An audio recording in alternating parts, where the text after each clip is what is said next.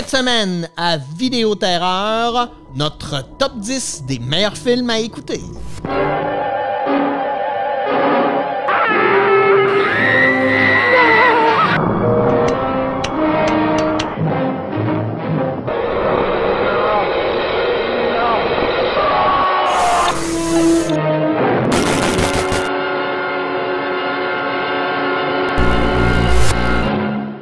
Bonjour et bienvenue à la dernière émission de Vidéoterreur. Cette semaine, on se fait plaisir et on parle de nos meilleurs films d'horreur. Pour en parler avec moi, encore cette semaine, Jimmy Franqueur, fan fini de films d'horreur et autres condiments, parce qu'il fait aussi plein d'autres choses. Ça va bien, Jimmy? Oui, Pierre, toi? Oui, ça va bien. Tu sais, quand on aime le genre du cinéma d'horreur, on en voit énormément. Il y en a beaucoup. Il y a beaucoup de classiques, de nouveautés. C'est pas un exercice facile de mettre le doigt sur nos films préférés. Comment tu as procédé? Qu'est-ce qui fait qu'un film va te marquer davantage qu'un autre? Ben en fait, effectivement, là, j'ai eu 2-3 versions là, de l'exercice parce que, bon, c'est un peu ce qu'on voit dans le temps de l'Halloween. On a toujours dans une revue le top 10 des films. Essentiellement, c'est toujours les mêmes films. Bon, après ça, je m'étais dit, bon, est-ce qu'on fait un top 10 des films moins connus, ce qui était aussi intéressant. En fait, j'ai fait un combo de tout ça, les 10 films qu'il faut voir, qui sont probablement des films que tout le monde a entendu parler, mais aussi un équivalent moins connu là, qu'il faudrait peut-être voir si vous le connaissez. Peut-être pour découvrir déjà, si on aime le genre. Sortir un peu de la zone des classiques. Là. D'accord. Ben, je te laisse commencer. Avec quoi on commence ça? On commence avec Texas Chainsaw Massacre, 1974, Tobe Hooper, qui est un film... fantastique. C'est dans mon top 10 aussi. Écoute, en fait, ce qui est surprenant d'un film de cette époque-là, c'est comment ça a bien vieilli, comment ça s'écoute encore avec le même frisson quand on le regarde, contrairement à des films qui sont sortis plus tard, qu'on regarde aujourd'hui avec un œil de... Je pense à The Howling. Moi, quand je regarde ça, j'ai le goût de rire tellement je trouve que les coupes de cheveux n'ont pas de sens. Tandis que quand tu réécoutes Texas Chainsaw Massacre, c'est toujours aussi efficace. Oui, je pense que l'intensité a jamais été, je dirais... elle est toujours restée constante avec ce film-là parce qu'il y a quelque chose, il y a une force dans les images là, qui se démode pas. Les images sont comme malades. Il y a comme de quoi de malsain. Là, tout ça se passe, justement, il fait chaud. On a l'impression qu'il fait chaud quand on l'écoute, ce film-là. Ouais. C'est le film à écouter si on n'a pas de chauffage. Oui, clairement. What happened was true.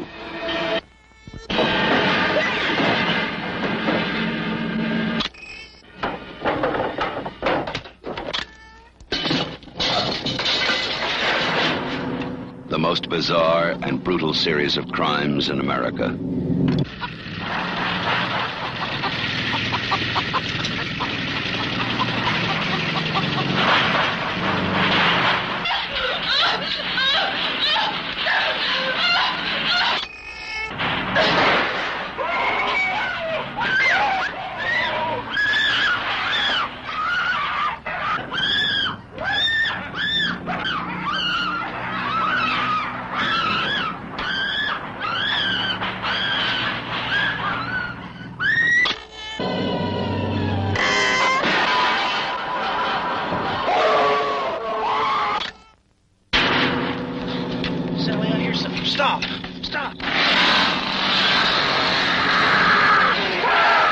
This is the movie that is just as real, just as close,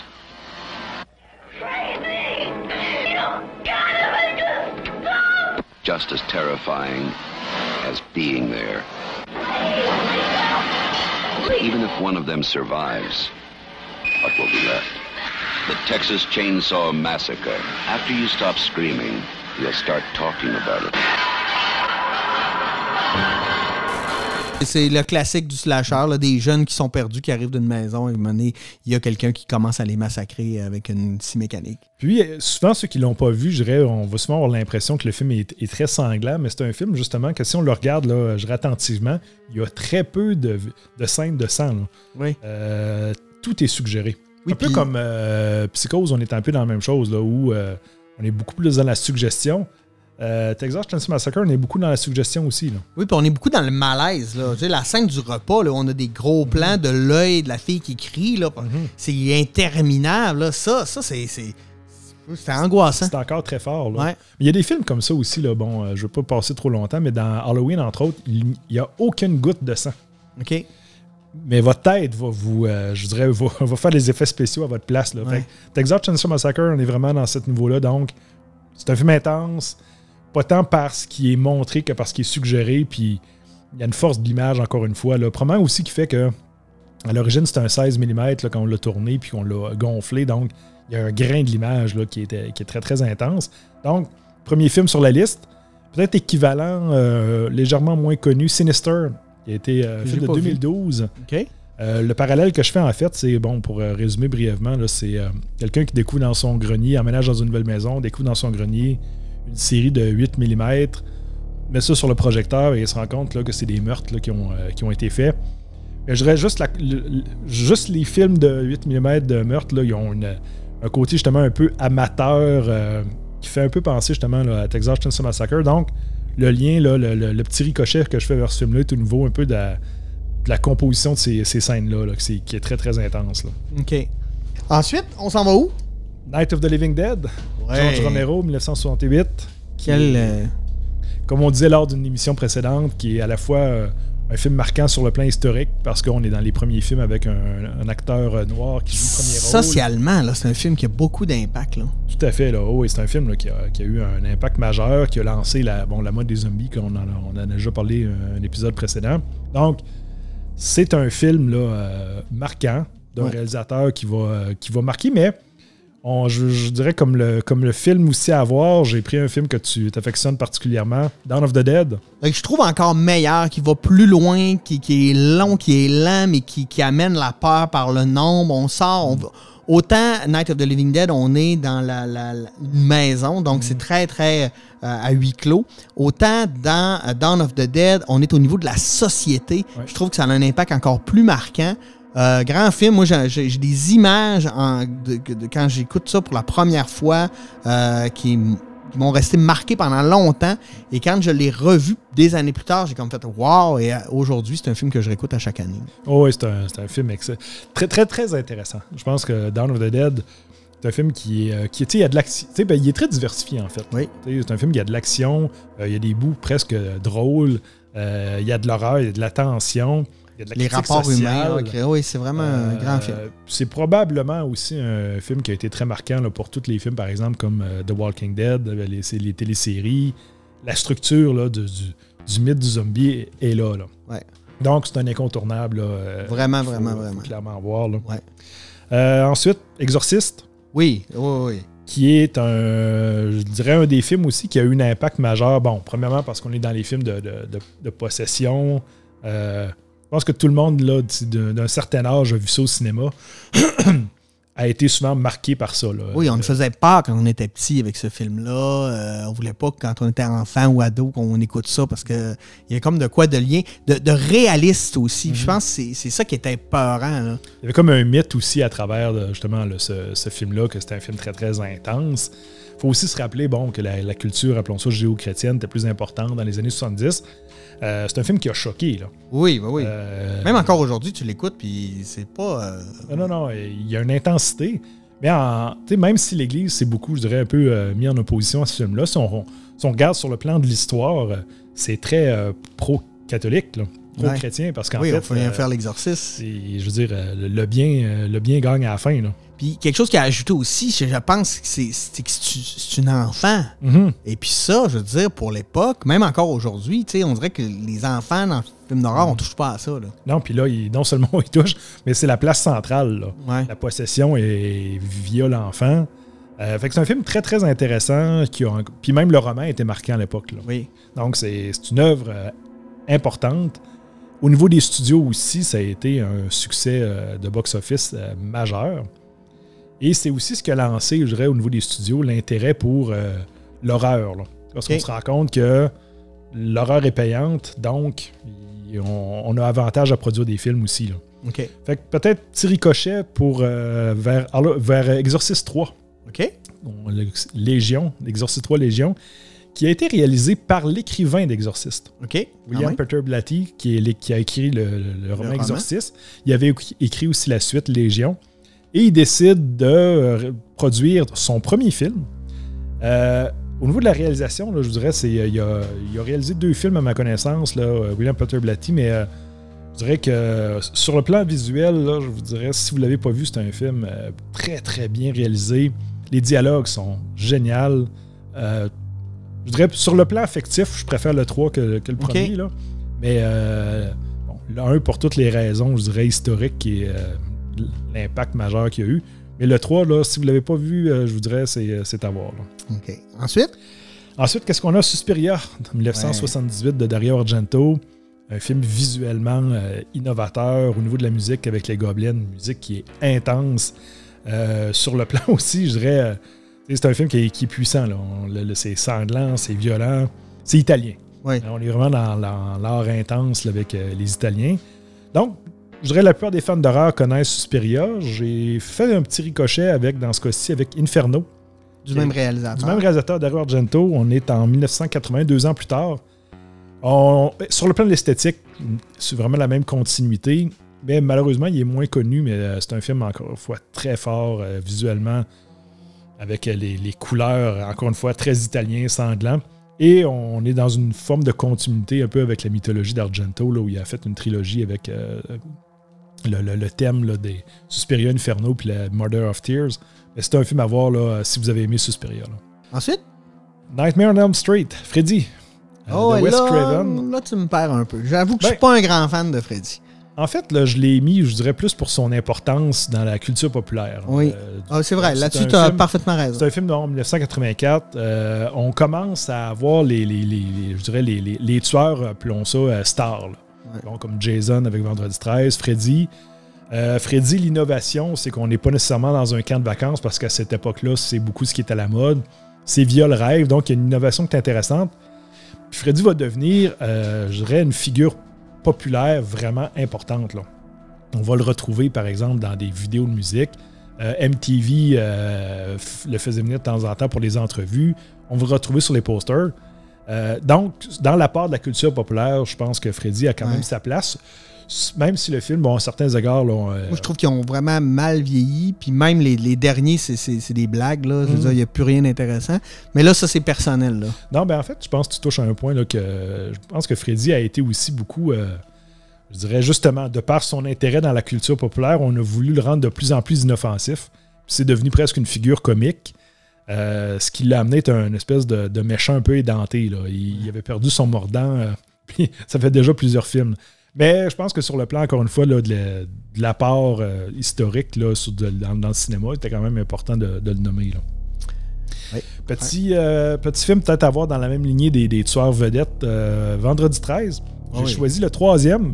Parce que, entre autres, c'est le début du Masque. Exactement. Le classique Masque de gardien de but. Parce que dans le premier film, en fait... On le voit jamais. C'est la mère, en fait, de Jason qui va tuer. Dans le deuxième, là, il y a la poche de jute. Là, la poche de jute. Puis, ce qui est intéressant au niveau, là, justement, de l'anecdote, c'est que dans le 3e, on commence à produire le film, puis on ne sait toujours pas quel look on va y donner. Puis, c'est quelqu'un qui travaillait dans le studio. Il dit « Ah, regardez, j'ai peut-être pensé à ça. » Puis, le réalisateur fait « Ouais, effectivement, c'est ce qu'on va prendre. » Et Jason, avec le masque d'hockey, est vraiment devenu aussi une figure, je dirais, pop. Là. Ouais. Je pense que personne qui voit quelqu'un en masque d'hockey qui pense pas à Jason. Là. Donc, c'est le premier avec le masque. C'est lui qui va, je dirais, un peu lancer la popularité du personnage. Puis, on est encore dans un Jason qui est quand même assez horrifique. Là. Je dirais que les 5 premiers sont encore assez... 4 premiers. 5e, c'est pas lui. C'est quelqu'un qui se fait passer pour lui. Là. Ils ont encore une intensité, je dirais, dans les films. À partir du 5e, on va commencer à, je dirais, un peu comme Freddy, à alléger le personnage pour flirter un peu avec la comédie ou en tout cas le tout dérision. On va même l'amener jusque dans l'espace, dans Jason X. Fait que ça parle justement là, d'une tangente vers la comédie ou l'autodérision. Je pense que dans l'espace, on était dans les deux, dans les deux camps. Là. Je suis d'accord. Et là, on s'en va où? John Carpenter, Halloween, 1978. Film marquant pour justement au niveau des slashers. Un film très très bien réalisé avec Jamie Lee Curtis qui est même dans son premier film vraiment on voit que ça va être une grande actrice qui réussit à toucher vraiment à la fragilité là, du personnage, le rythme. Je pense qu'Halloween c'est un film de rythme, les choses se placent lentement. Puis même au niveau de la composition de l'image, on va se rendre compte que Michael Myers, le tueur, est toujours un peu en périphérie, on le voit toujours un peu de loin. Donc, c'est un film qui réussit vraiment à créer une ambiance. Là, puis encore une fois, je pense que ça fait partie des films incontournables. Là. Oui. Je vous suggérerais peut-être comme film peut-être moins vu et souvent mal aimé, qui est Halloween 3. Halloween 3, les fans l'aiment beaucoup moins parce que Michael Myers n'est plus là. Ouais. Il faut comprendre aussi là, que John Carpenter, à l'époque du deuxième, puis le deuxième, c'est pas lui qui l'a réalisé, en fait, il l'a simplement produit.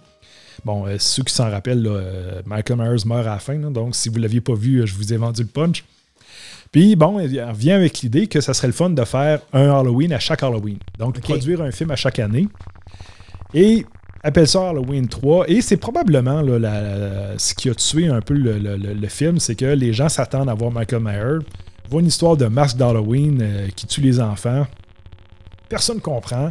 Et la principale critique a toujours été non pas sur la qualité du film, mais sur le fait que il est où Michael Myers? Ouais. Je vous dirais, partez du principe que Michael Myers n'est pas là, c'est pas la fin du monde. Ça a été réalisé par Tommy Lee Wallace, c'était son premier film. Fortement, je dirais, coaché par Carpenter, mais c'est un très bon film. Je dirais un peu là, même un rappel peut-être au film des années 50. Je pense que c'est un film à voir. Là. You don't really know much about Halloween. Halloween. The barriers will be down between the real and the unreal. And the dead might be looking in. The last great one took place 3,000 years ago when the hills ran red.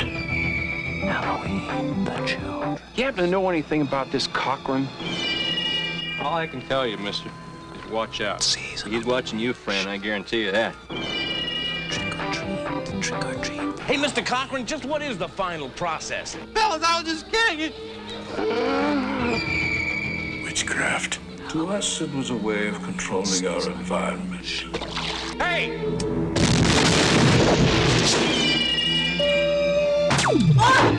Where are they taking her? They're taking her to the factory. I want a mask. Can I have a mask? Just what I had in mind for you, little buddy. Why, Cocker? Why? Do I need a reason? I've got nothing here to indicate there was ever a body at all. Operator, this is an emergency.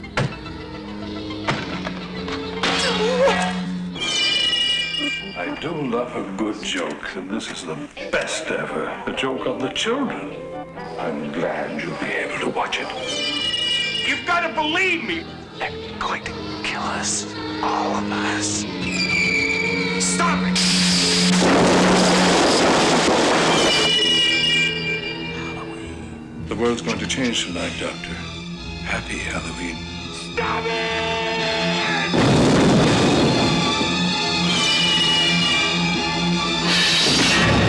Halloween 3, Season of the Witch, the night no one comes home.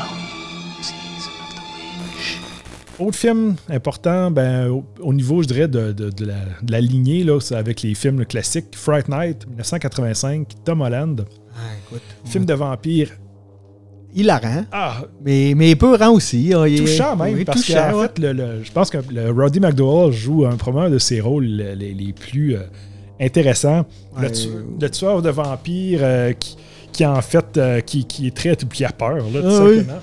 C'est un film émouvant, c'est un film qui fait aussi référence aux classiques. Là. Puis il va chercher tous les codes des vampires. Un film des années 80 qui a été marquant. D'autres, on a vu ça au cinéma, puis on en a parlé pendant, je sais pas, on en parle encore. Ah, Fright Night, c'est vraiment un film à voir. Là. Puis le scénario est solide.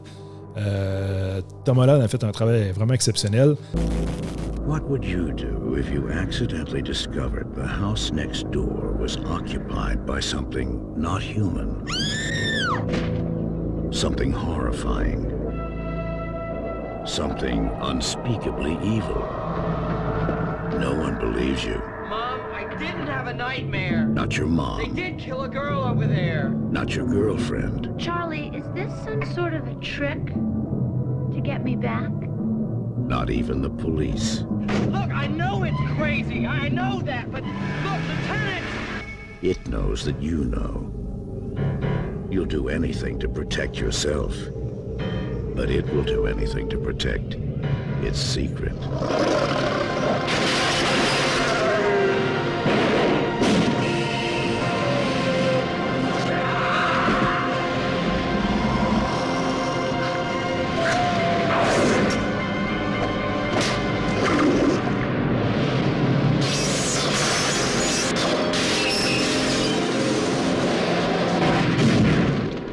Fright Night, If you love being scared, this could be the night of your life. Je vous peut-être découragerais de voir le remake. Allez voir l'original, puis on se trompera pas. Peut-être film aussi qui fait référence au classique. Là, j'ai choisi aussi Creepshow de George Romero, qui est un film en fait qui fait beaucoup hommage à ce qu'on appelait les EC Comics, là, les bandes dessinées d'horreur. Comme Tales from the Crypt, Vault of Horror. Et on a des petites histoires là, qui ont été écrites par Stephen King. Un film super amusant. Sur le plan visuel, on est dans les couleurs intenses. On a vraiment l'impression de voir presque un dessin animé ou une bande dessinée d'horreur à l'écran. C'est probablement un de mes films préférés là, sur le plan visuel. George Romero est sorti un peu de son confort des zombies pour ce film-là. Mais la collaboration, une des rares fois, mais la collaboration avec Stephen King était vraiment excellente. Donc ça aussi, c'est un film à voir. Là. Evil Dead. Evil Dead, ben oui, un autre grand classique. Je pense qu'il faut le mettre aussi. Il faut se rappeler aussi là, que ça a été un film où, je dirais, peut-être on s'en se rappelle souvent au niveau je dirais, de l'intensité. C'était un film très sanglant, on va appeler gore. Ouais. Mais si on se ramène en 84, c'est un film aussi qui change un peu le rythme, parce qu'on peut dire que la plupart des films d'horreur avant ce temps-là sont en 3 temps. Là. Le premier temps, on est un peu plus dans l'entrée en matière. Le deuxième temps, on met un suspense. Puis l'action, proprement dite, est dans le 3e tiers. Avec Evil Dead, on commence presque d'emblée. C'est intense jusqu'à la fin. Puis les gens n'étaient pas exposés à ce genre de rythme-là, là, d'intensité, là, vraiment. Là, oui, puis c'est l'arrivée au cinéma d'une grande star du film d'horreur, mais du film de série B, mais du cinéma underground, qui est Bruce Campbell. Qui était un acteur probablement qui n'a pas été, je dirais, crédité, qui n'a pas reçu le crédit, ou en tout cas le respect qu'il devait, parce que c'est un excellent acteur. Mais qui a joué dans des centaines de films, mais beaucoup de séries B. C'était devenu presque une légende là, de la série B. Là. Ouais. Donc, Evil Dead, c'est un incontournable. Bon, la plupart des gens, il y a beaucoup de gens qui aiment le deuxième, peut-être de façon, je dirais... C'est un remake du premier. Ouais, en fait, essentiellement, c'est ça. Sam Raimi avait du budget pour en faire un deuxième. Donc, il flirte avec la suite et le remake. Beaucoup plus humoristique, mais je pense que l'intensité est plus importante là, dans Evil Dead. Le premier, c'est un film qui a du punch. Là. Ouais, puis moi, dans cette lignée-là, je pense aussi à Brain Dead de Peter Jackson, où on est aussi dans le extrême gore, humoristique, mais en même temps, il y a un lien à faire, là, l'impression. Oui. Ben, en fait, le lien que j'avais fait, c'est sur le Necronomicon. En fait, le Necronomicon, on se souviendra, là, qui fait partie de l'œuvre littéraire de Lovecraft. Je fais peut-être un lien avec The Beyond de Lucio Fulci, cinéma italien. Et on parle du livre Daybon, qui est aussi une contribution de Lovecraft, moins connue. Ça a moins été populaire que le Necronomicon. C'est un film beaucoup, je dirais, la structure, l'histoire... Vrai, c'est relativement léger, là, mais on est vraiment dans un film là, au niveau du visuel, une logique presque de rêve, où à la limite, on ne sait pas si ce qu'on voit est réel ou non. Un film très, très intense, mais encore une fois, là, les amateurs de films très structurés, qu'une histoire qui se tient, c'est peut-être pas ça. On est dans le cinéma expérimental. Ouais.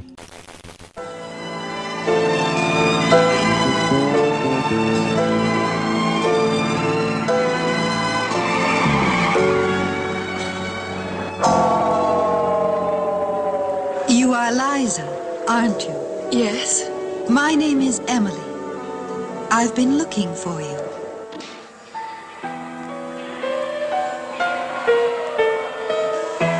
Who else is here? There's nobody here. I can feel a presence. Somebody else is in here. Oh, some weird story that Emily told me about room 36. Emily? Who's Emily? The blind girl that lives in the old house by the crossroads.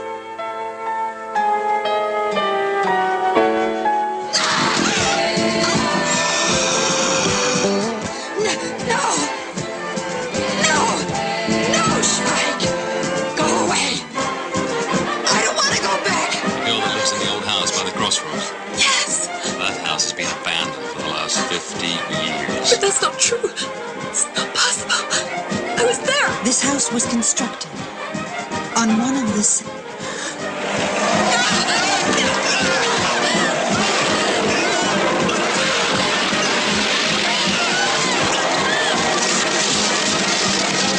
Woe be unto him who opens one of the 7 gateways to hell.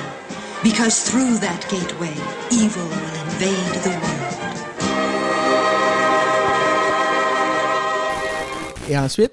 Peut-être on s'aventure un peu dans la science-fiction avec Alien, Ridley Scott. Ah oui. Ben oui, c'est science-fiction, mais c'est clairement angoissant, là. Ouais. Puis c'est un autre film qui vieillit extrêmement bien, là. Écoute, la science-fiction il y a beaucoup de films de science-fiction des années 80-90 qui vieillissent extrêmement mal et tu réécoutes ça et tu fais comme wow, les scénographes ont été parfaits. Je pense que justement, le génie d'Alien, c'est beaucoup de présenter l'action de l'intérieur du vaisseau plutôt que des batailles entre vaisseaux, ce qui vieillit effectivement très mal. C'est un film aussi au niveau du rythme là, qui réussit à créer un suspense vraiment là, de façon presque méticuleuse. Peut-être comparatif dans la science-fiction intense de Thing, John Carpenter, un autre classique. 82, qui est un film puissant.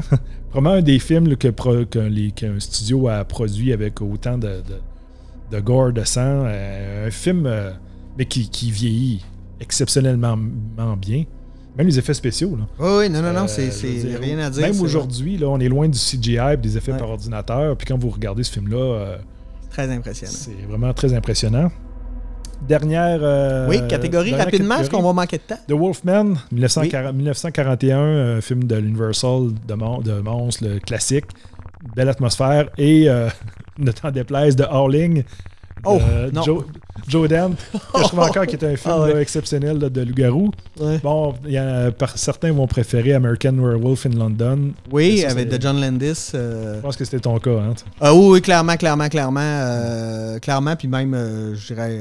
en tout cas, le Howling, je trouve que ça a vieilli extrêmement mal. Dans les monstres, moi, j'irais avec Creature from the Black Lagoon. Ah, effectivement. Écoute, on manque de temps, puis j'aimerais dire que, écoute, à jaser de ça, je sais que vous vous dites, on aurait pu parler de plein d'autres choses, du cinéma de Stephen King, des films de monstres, des films de lutteurs mexicains qui se battent contre Frankenstein, des films de série B, des films asiatiques, du cinéma. Écoute, il y en a Amicus, on peut penser à... Écoute, il y en a tellement.